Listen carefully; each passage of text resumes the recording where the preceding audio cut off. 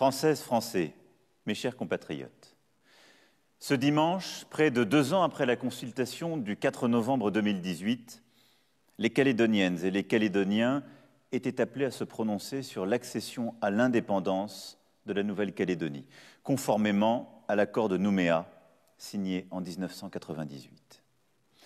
Avec une participation exceptionnelle, c'est un deuxième grand rendez-vous démocratique réussi, malgré les conditions plus difficiles, même si l'archipel est épargné par la pandémie.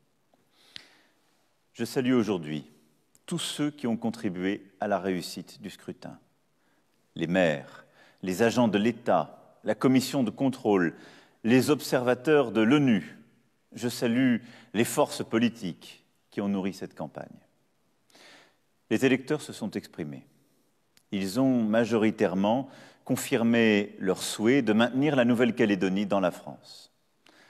En tant que chef de l'État, j'accueille cette marque de confiance dans la République avec un profond sentiment de reconnaissance.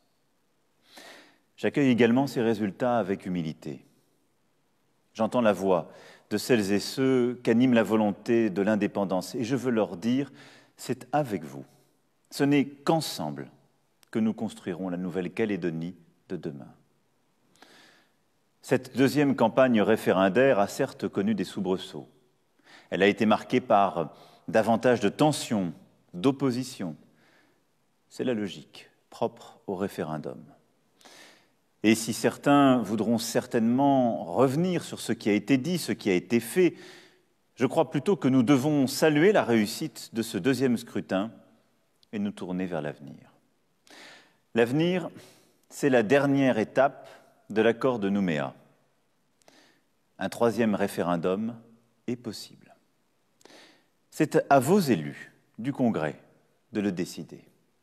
L'État, fidèle à sa parole, se tient prêt à l'organiser si c'était leur choix. L'avenir, c'est aussi la préparation, quoi qu'il arrive, avec ou sans troisième référendum, de la sortie de l'accord de Nouméa qui interviendra d'ici 2022.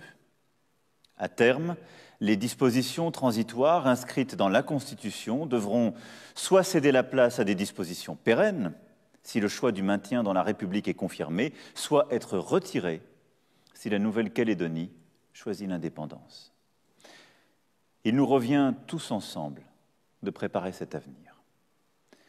Le moment est en effet venu de répondre et d'appréhender les conséquences concrètes de tous les scénarios. Et l'État, sans se départir de son impartialité garantie par les accords de Matignon, s'engagera dans cette voie. Il faudra que les forces politiques calédoniennes s'engagent, que les partisans du oui acceptent d'envisager l'hypothèse et les conséquences du non, et que les partisans du non acceptent d'envisager l'hypothèse et les conséquences d'un oui. Nous aurons aussi besoin de l'ensemble des formations politiques nationales qui, dans le cadre du débat démocratique, auront à dessiner leur vision de l'avenir de la Nouvelle-Calédonie. Je les y invite. Mes chers compatriotes, depuis plus de 30 ans, nous parcourons ensemble un chemin inédit. Nous regardons en face notre histoire en Nouvelle-Calédonie, qui est une histoire coloniale, et nous cherchons à la dépasser pour ne pas qu'elle nous enferme. Nous savons aujourd'hui que nous sommes à la croisée des chemins.